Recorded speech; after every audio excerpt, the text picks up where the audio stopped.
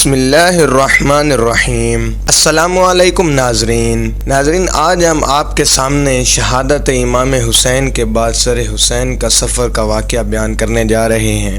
رات گزر گئی، صبح ان مقدس سروں کو نیزوں پر اٹھایا گیا، اونٹوں کی سواریوں پر مقدس بیٹیوں کو بٹھایا گیا اور یہ لٹا پٹا سارا قافلہ سوئے کوفہ روانہ ہو گیا۔ ظالم یزیدی اس قافلے کو لے کر کوفے کی طرف روانہ ہو گئے۔ رات کو ابن سعد کے لشکر میں سے کسی نے چاہا کہ حضرت زین العابدین کو بھی شہید کر دے، لیکن ابن سعد نے کہا بیمار بچہ ہے، اسے رہنے دو۔ مصیت یزدی یہی تھی کہ کوئی مرد ان میں ضرور موجود رہے جس نے سب کچھ اپنی آنکھوں سے دیکھا ہو اور وہ حالات کا عینی شاہد ہو۔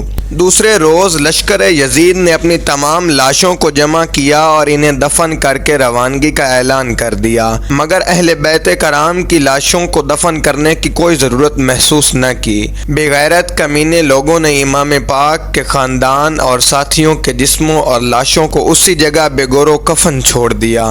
فرات کے کنارے ایک قبیلہ بنو سعد آباد تھا۔ جب انہیں پتہ چلا کہ یزیدی لوگ اہل بیت اطہار کی لاشوں کو کھلے آسمان تلے چھوڑ کر چلے گئے ہیں تو وہ فوراً وہاں پہنچے اور شہداء کے مبارک جسموں کے کفن دفن کا انتظام کیا۔ یزیدیوں کا قافلہ اہل بیت کرام کے ہمراہ کوفہ میں داخل ہوا۔ شہداء کے سر ان کے پاس تھے، وہ سب ابن زیاد کے سامنے پیش کر دیے گئے۔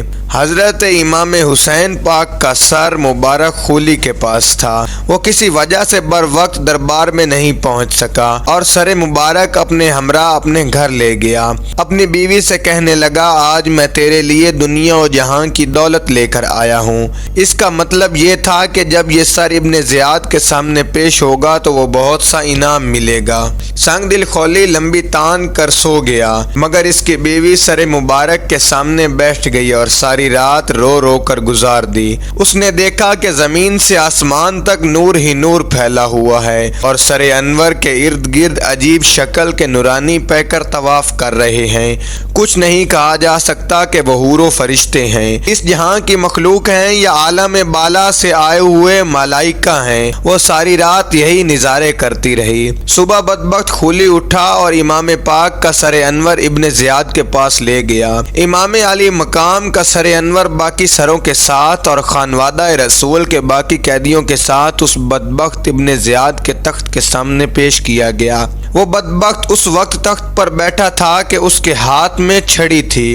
اس نے چھڑی لے کر سیدنا امام حسین رضی اللہ تعالی عنہ کے دندان مبارک پر ماری اور کہا، دیکھ سر اکڑا کر چلنے والے، آئی تو اپنے انجام کو پہنچ گیا۔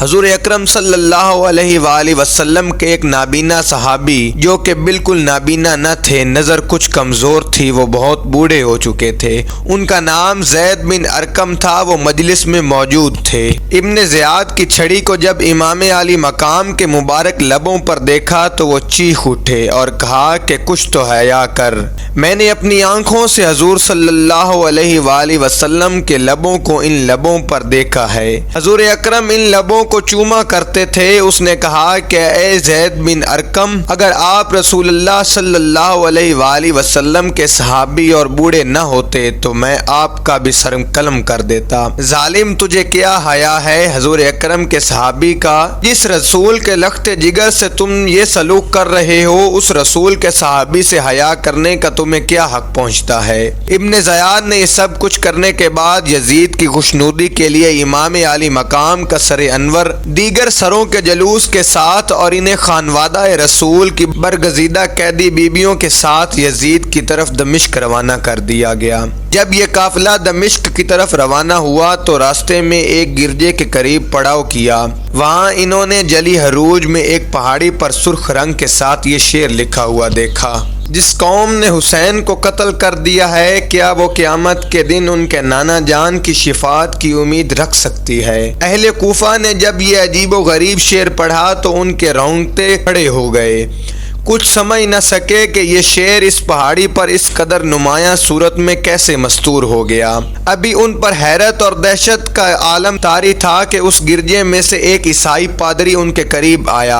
اہل کوفہ نے اس کی آمد کو غنیمت جانا اور پوچھا کہ یہ شعر یہاں کب سے لکھا ہوا ہے۔ اس نے کہا مجھے معلوم نہیں، ہم تو اپنی پیدائش کے وقت سے دیکھتے آ رہے ہیں اور ہمارے بڑے بوڑھے بتاتے ہیں کہ نبی اکرم صلی اللہ علیہ وآلہ وسلم کی بعثت سے بھی صدیوں پہلے یہ شعر یہیں لکھا ہوا تھا اور یہ عرصے سے چلا آ رہا ہے، یہ بتانے کے لیے کہ ظالموں وہ بدبخت گروہ تم میں سے ہوگا جو تمہیں کلمہ پڑھانے والے نبی صلی اللہ علیہ وآلہ وسلم کے نواسے کو شہید کر دے گا۔ اس راہب نے جب یہ کیفیت دیکھی تو پوچھا یہ سر کس کا ہے، یہ قافلہ کیسا ہے، یہ ماجرا کیا ہے؟ اس راہب کو بتایا گیا کہ یہ سر حسین ابن علی کا ہے، نبی کے لخت جگر کا سر ہے، یہ ان کے خاندان کی مقدس بیبیوں کا قافلہ ہے، یہ ان کے اولاد کے مقدس سر ہیں۔ وہ راہب کانپ اٹھا، اس کا جسم لرز گیا، وہ کہنے لگا ظالموں میں تمہیں 10,000 دینار دے دیتا ہوں، 10,000 دینار کے بدلے ایک رات ان سروں کی مہمانی مجھے عطا کر دو۔ میں عیسائی ہوں، میں تمہارے دین پر ایمان نہیں رکھتا، میں تمہارا کلمہ نہیں پڑھتا، لیکن مسافر سمجھ کر میں چاہتا ہوں کہ ایک رات خدمت کر لوں۔ وہ ظالم سیم و روز کے غلام تھے۔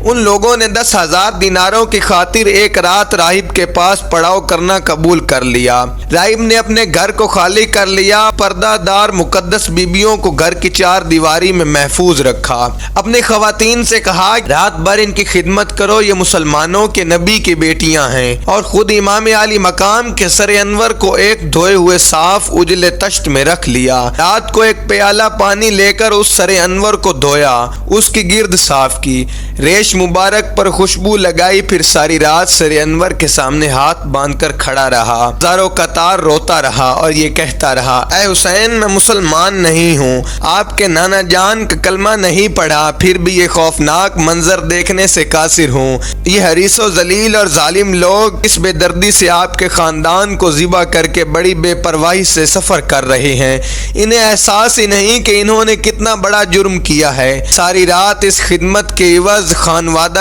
رسول کی مقدس بیبیاں اس راہب کو دعائیں دیتی رہیں۔ سر حسین بھی زبان حال سے اسے دعائیں دیتا رہا۔ یکا یک اس کی قیمت کا ستارہ چمکا، اس کی آنکھوں سے آگے سے حجابات اٹھ گئے اور وہ نور جو خولی کی بیوی نے دیکھا تھا وہ عرش سے زمین تک اس کی آنکھوں پر بھی منکشف ہو گیا۔ اس نے دیکھا کہ ایک نور اترا ہے اور حسین کے سر کے ارد گرد طواف کر رہا ہے۔ جب اس نے یہ حیرت انگیز منظر دیکھا اور سر اقدس کے روب و جلال کا مشاہدہ کیا تو اس کے دل کی کیفیت ہی بدل گئی، اس کی محبت اور اس نے عقیدت کا صلہ ملنے کے انتظامات ہو گئے۔ اس وقت اس کا باطن جگمگا اٹھا، سینہ روشن ہو گیا اور اس نے فوراً کلمہ پڑھ لیا۔ اب اس کے لیے اہل بیت کرام سے دور رہنا ناممکن ہو گیا، چنانچہ جب یہ قافلہ روانہ ہوا تو وہ بھی ان کے ساتھ ہو گیا۔ اپنی منزلیں طے کرتا ہوا جب یہ قافلہ یزید کے دربار میں پہنچا تو وہ پہلے ہی اس کا منتظر تھا اور بڑی رعونت کے ساتھ اپنے تخت پر بیٹھا ہوا تھا کہ ایک چھڑی اس کے ہاتھ میں تھی۔ جب سر حسین اس کے سامنے رکھا گیا تو اس کے تن بدن میں آگ لگ گئی۔